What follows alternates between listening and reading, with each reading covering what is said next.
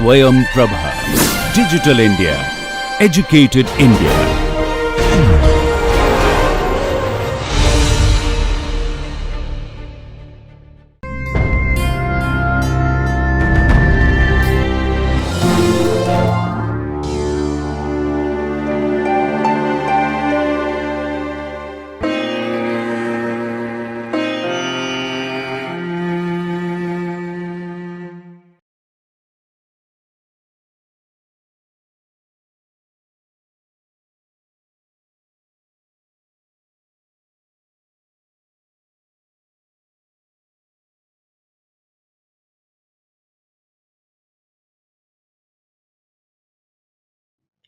Welcome, dear learners, dear students. We were discussing about the production technologies, and specifically now we are discussing the parental dosage forms. So far, we have discussed the preliminary aspects of the parental dosage forms, and now let us discuss and elaborate some more things about the parental production technologies. So, welcome in this lecture. As far as this lecture is concerned, after learning this lecture, you will be able to understand types of parental products available and their basic properties like particle size, syringeability, injectability, injectable suspensions, and globule size in case of injectable emulsions. You will be able to understand the methods used in the preparation of different parental products. What is going to be our lesson plan? We will be covering first of all the drug injections, injectable solutions, injectable emulsions, suspensions and dry powders. Then we'll be covering the characteristics and properties of different types of parentals, methods of preparations of injectable solutions, dry powders, suspensions and emulsions. Now let us discuss what are the types of parental preparations, as we have discussed a little bit earlier also, but just to remind you that there are major three categories. You can see small volume parentals, large volume parentals and modified release parentals or injectables. In these small volume parentals, the volume of injectables is less than 100 ml, less than 100 ml, remember this thing. And in the large volume parentals, it is more than 100 ml. While in case of modified release injectables, or you can say sustained release or controlled release, these injectables are delivered by routes other than IV generally in case of these modified release dosage forms. Now let us discuss the solution as a dosage form for delivering the injectables. These are ready to use preparations or liquid concentrate to be diluted suitably, and they are packed in ampoules of vials containing suitable antimicrobial agents. Aqueous vehicles are there, and what are these vehicles? WFI, water for injection, and SWFI, sterile water for injection. There may be non-aqueous vehicles also. They are generally water miscible vehicles. So aqueous vehicles and non-aqueous vehicles, there are two types of vehicles for solution types parental dosage forms. Now let us discuss in brief how we manufacture or prepare the solution type parental dosage forms. First of all, you will have to weigh accurately the exact quantity of API, active pharmaceutical ingredient. Then you will add suitable excipients. Then adjustment of pH and isotonicity. You can say the tonicity and the pH you will adjust them.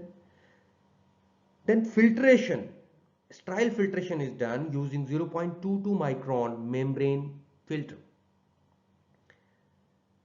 Then final sterilization is done by suitable method, and at last packaging and labeling is done. So this is the gross preparation method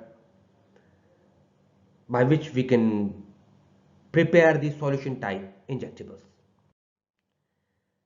Sterile filtration is used for thermolabile substances followed by the filling, because the thermolabile substance cannot withstand the dry heat sterilization or moist heat sterilization.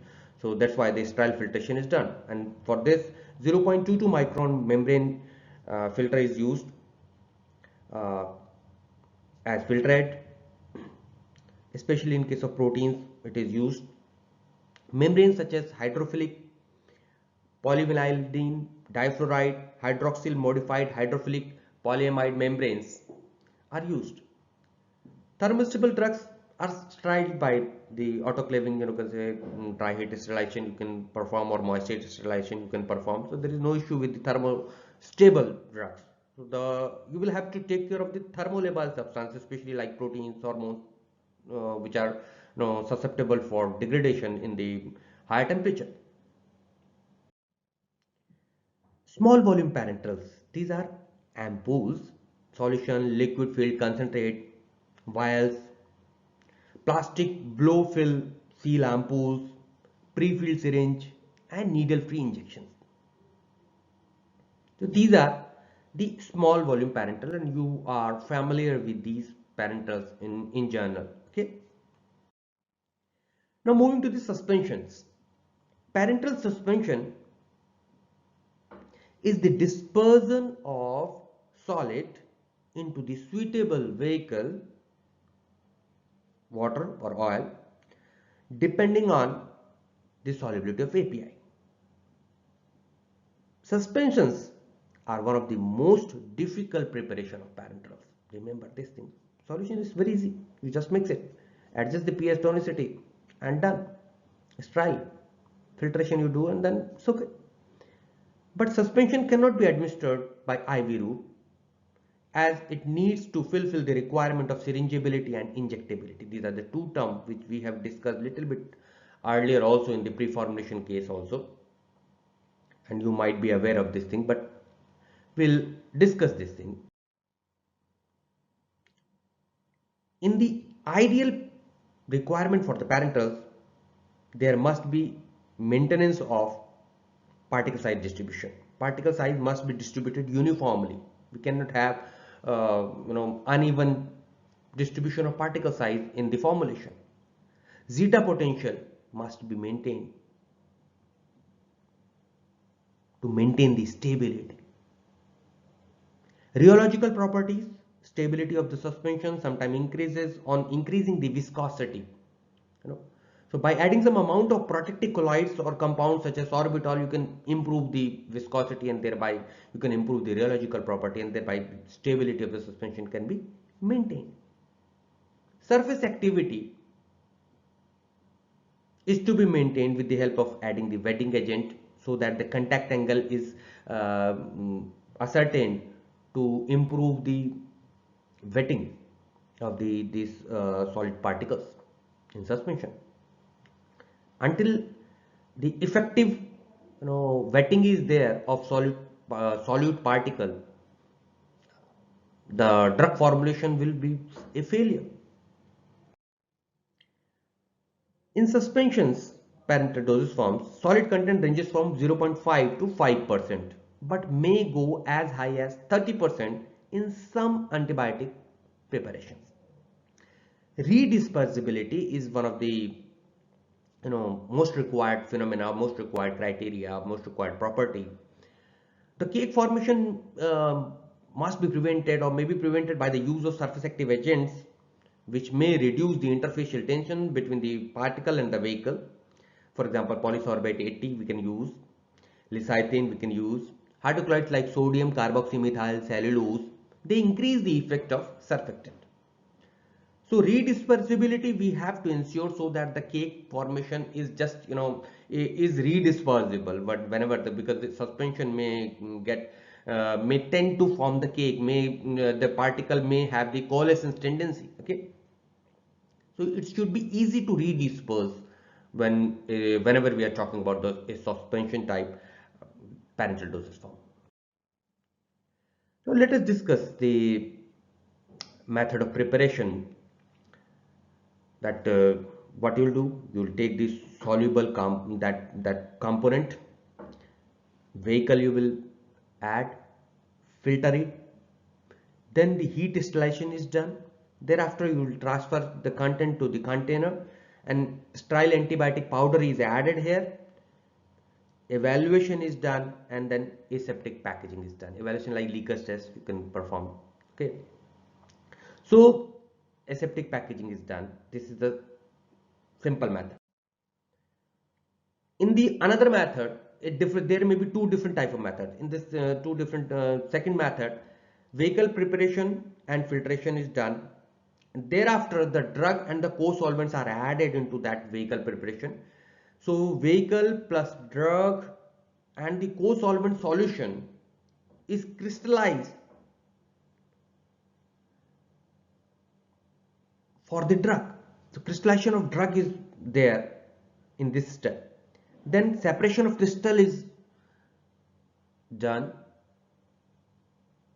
Thereafter, the repetition is done until the co-solvent is removed completely. You will keep on doing this thing until the co-solvent is removed completely. And thereafter, at the last, aseptic packaging is done. So by these two methods, we can prepare the suspensions, parental suspensions. Okay. Now let us discuss stability and evaluation of parental suspensions. Parental suspensions must have the injectability, good injectability. Freeze-thaw cycle, they must withstand the freeze-thaw cycle, the temperature fluctuations, they must withstand. Resuspendability they must have if they are formulated in the suspension dosage form. Crystal growth must be controlled. Particle size measurement, zeta potential determination, and viscosity, these are the things in which we can ensure the stability by evaluating these parameters with respect to these things: injectability, freeze-thaw cycle, resuspendability, sedimentation volume, crystal growth, particle size measurement, zeta potential determination, and viscosity. Got my point? Now moving to the emulsion. So we have talked about the solution and we have talked about the suspension now.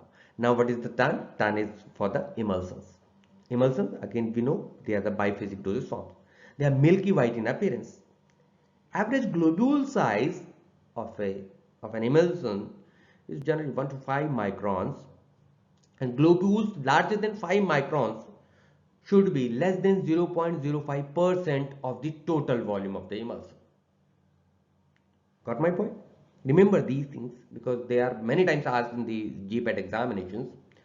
For example, propofol and oil soluble vitamins, these are some examples which can be formulated in emulsions. And I request all of you to get back to your notes with all the examples of emulsion dosage forms. So these may be OYW, oil in water emulsion, and or maybe water in oil emulsion. Okay, depending upon what is the continuous phase. If the continuous phase is water, then it is oil in water. If continuous phase is oil, then it is water in oil emulsion. Okay, these basic concepts we have studied earlier also in our CUTEX 1. In emulsions, as a parental dosage form, particle size should be within the permissible limits as to prevent the formation of emboli in the blood vessels and preventing the rancidity of oil phase, because the oil may get rancid, so you will have to control the particle size. Stability, as sterilization should not affect the stability of the drug. The stability is a very crucial issue. Okay. So sterilization, if you are doing, it should not affect drastically into the stability of the emulsion, because they are of a biphasic dosage form. They can easily be separated. So you will have to take care of these things, that anything does not destroy the integrity of these biphasic dosage form. Small amount of some stabilizers like gelatin, dextran, and microcrystalline cellulose are added to stabilize the emulsion. So emulsifying agent you can also add, and some stabilizing agent you can also add. Obviously, without emulsions you cannot prepare the emulsions. You may have to add some more stabilizers apart from emulsifying agents also. Lipid emulsions for parenteral, like fat emulsion we call them sometime, they are very widely accepted for the patients who are unable to take food themselves. They are called parenteral nutritions. Parenteral nutritions are delivered through the large volume parenterals. They consist of a suitable oil, an emulsifier, and a balanced blend of amino acids in a continuous phase of distilled water. The composition of the emulsifier is important as it decides the overall stability of the emulsion. So the composition you will have to take care. These emulsions are injected into the vein and they provide a means of administering the nutritive fluid to the patient. The patients who are unconscious, who cannot take the drug orally, they are given the parenteral nutrition through, you can say, the emulsion dosage forms. Parenteral emulsion. They are called lipid emulsion. Now, perfluorochemical emulsions. What are these? These types of emulsions utilize perfluorocarbon oil, like oxygen carriers these are, and emulsifier pluronic F68 was used in the original formulation when it was started earlier. Hydroxyethyl starch and various salts in water are used there. The perfluorocarbon oil is the oxygen carrier. That is, the oil can dissolve oxygen. Oil can dissolve oxygen and carry it through the body. These emulsions have a great deal of potential for the following reasons. Number one, non-availability of compatible blood. And number two, in case of bloodless surgery and for the treatment of various diseases. So perfluorochemical emulsions may be very important when you are not getting the compatible blood, when you want to perform the bloodless surgery. So these are the of utmost importance when you are requiring these things. Okay. When we are calling about the emulsions, liposomes are emulsified spherical vesicles composed of a phospholipid bilayer with an aqueous inner face. There is an aqueous inner face and then lamellarities of lipids are there. These drugs can be incorporated. What happens then? The drug can be incorporated either into the liquid phase or the aqueous phase or non-aqueous phase. So just when you add some in a oil, when you add some water globules and you shake it, a preparation sort of that globule sort of thing is called liposomes. Okay, so these are hydroalcoholic vesicles basically, you can say. Okay. And what happens that alcohol layer, when the alcohol is removed, the thin film is deposited of lipid which is hydrated and then it forms the liposomes.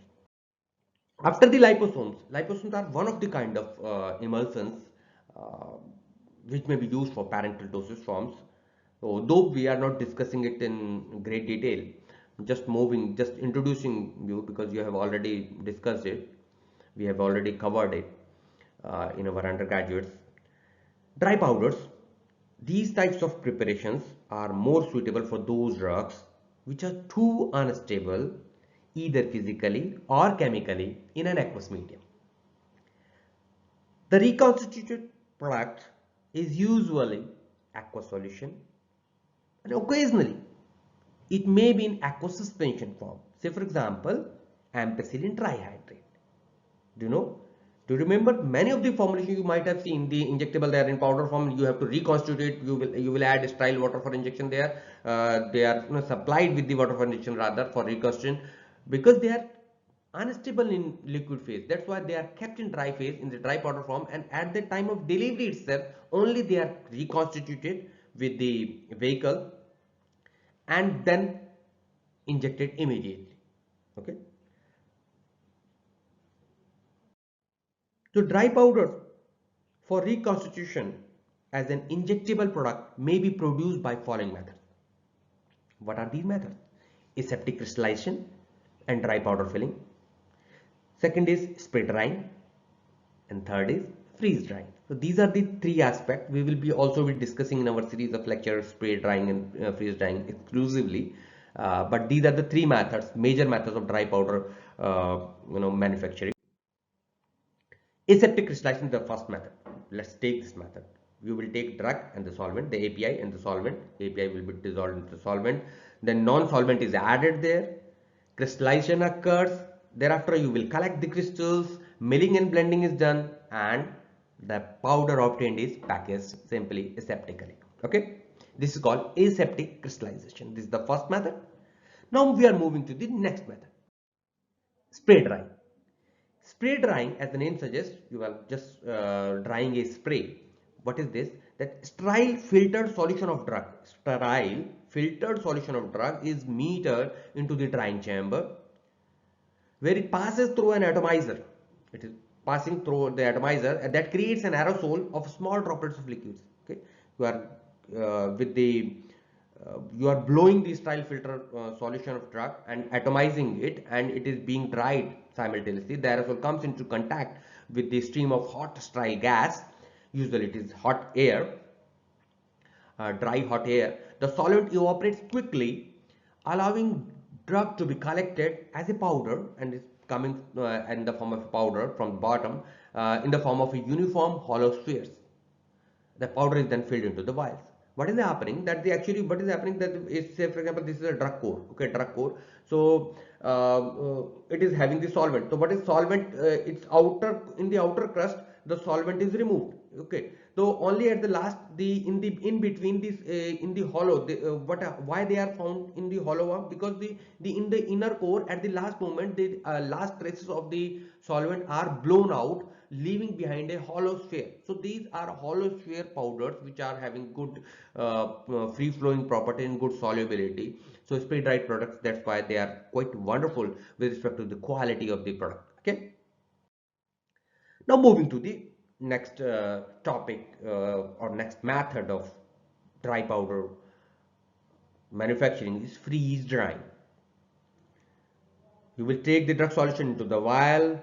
These filled vials are kept into the freeze dryer, and the freezing of solution is done to -30 to -40 degrees Celsius. Vacuum is applied, whatever required, and the lyophilization is done, and the lyophilized product is collected and packaged. Okay, and remember, the packaging is the integral part in the case of freeze drying. As always, you will have to take out the product only after the packaging. Otherwise, what is happening that at the moment when the freeze dried product come into the contact of the normal environment, it absorbs the moisture from the air, and it may be damp there. So you will have to take care of this thing when you are preparing the dry powder through the freeze drying. Okay. So to ensure the product meets the required quality, each manufacturing process should be validated to be sure that it is accomplishing what is intended to do. That is called validation. That sterile product validation must be done when you are going for the parenteral manufacturing. FDA provides certain guidelines for current good manufacturing practices for finished for pharmaceuticals under CFR section 211 and its subsections for detailed requirements. What are these? The CFR 211.25. It describes the personal qualification requirement based on education, experience and training for the job. CFR 211.8, 0.84 and 0.86, they provide the ingredients used in product compounding meet the required identity, quality and purity. So this is the listing of CFRs, and then at last CFR 211.63, 0.65, 0.67, 0.68 and 0.182. They provide the validation requirement for processes and equipment used. Okay, you have got, whenever you get the time, please go through, especially if you are aiming for going for the pharma industry, you must go through these CFR. Okay, CFR 211.42, 0.46, 0.56 and 0.113. They provide the requirement for the production environment, preventing any contamination. While in case of CFR 211.160, 0.165 and 0.167, it provides the requirements for quality control procedures ensuring the finished product have the required potency, purity and quality until the expiration date. So this is the listing of CFRs giving the different guidelines for different aspects of pharmaceutical parental manufacturing. Okay. Now moving to the large volume parentals. Large volume parentals may be electrolyte solutions like 0.9% sodium chloride isotonic solution, 0.45 and 3% sodium chloride solution. They may be 20 to 40 milliequivalent per liter potassium chloride, Ringer's lactate solution, etc. Carbohydrate solution, it may be dextrose 5% in water. Okay. Nutritional proteins, they may be like 2.5 to 10% synthetic amino acid mixture used in patient with starvation, renal, hepatic failure or other conditions. So large volume parentals, as we discussed, they are used for parental nutrition. Okay, like emulsion we discussed. Peritoneal dialysis. Dialysis solution contains large volumes of dextrose to remove waste such as urea and potassium from the blood. Irrigation or washing solutions. These come in the various formulations and differ from injectable solution with the package closure. Irrigating solutions have a screw cap that twisted open. Irrigating solutions must be sterile, pyrogen and particulate free. Now, the third criteria, the modified release or sustained release injectables, however, it is an entirely different domain. There may be various types of modified release injectables, but to name a few, polymeric implants, they may be microspheres, okay, and many more they may be, depending upon the novel technology adopted. The modified release injectables may be of various types. So this was all about the various aspects we studied, okay, for the pharmaceutical parenteral manufacturing. You can go through these further readings for your reference. Okay. So dear friends, dear students, let me summarize you what we have learned in this lecture. We learned the various types of parenteral products, their basic properties, okay, and how they are affecting particle size, syringeability, injectability, globule size. We studied the various methods used in the preparation of different parenteral products like solutions, suspension, emulsion, dry powders. Okay, especially I would like to focus that you must learn these different techniques which we have mentioned for solution, suspension, emulsion, and dry powders separately, especially when we discuss about the dry powder techniques, okay, freeze drying, spray drying. So you must have pinpointly, you must remember what are the specific advantage of a specific technique. Say for example, what are the advantages of spray dried products? For the dry, they are as we have discussed, they are having good belt density, they are having good free flowing property because they are hollow spherical dry particles. Freeze dried products are very wonderful because they are not having they are also having the very free flowing property. But you just have to go through the further reading links and just cover them up to ensure that you learn the advantages as well as the limitations of each and every technique of preparing and manufacturing the pharmaceutical parenteral products, and by that only we can learn these things. So thank you for being with us. We will be covering the other aspects of pharmaceutical parenteral dosage forms in our previous lecture. Thank you for being with us. Thanks a lot. Happy learning.